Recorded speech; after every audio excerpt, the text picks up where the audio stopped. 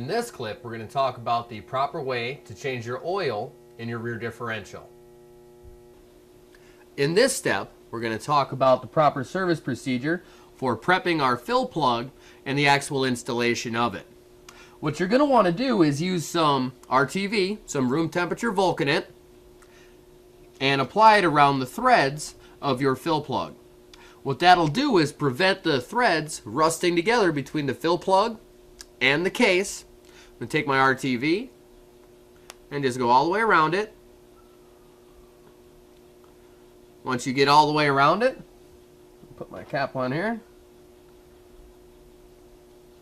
Once you're all the way around it, you're going to take your finger and push it into the threads.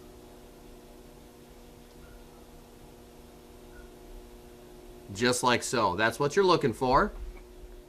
I'm going to take my 3/8 extension and stick my plug right on there right now. That'll give me a little reach so I can line it up in the differential and start it. Alright, as you can see, I have my fill plug stuck right on my extension.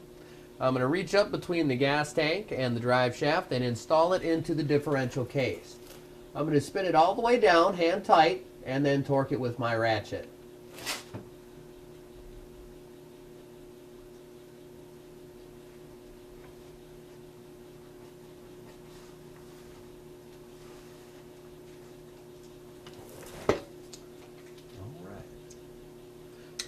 It's your typical lefty-loosey, righty-tighty. You're going to want to take it down just about a half turn past hand tight. If you over tighten it, it'll make it difficult to remove when you need to service it again in the future. All right, there we go. And that is the proper way to prep your fill plug and install it into the differential.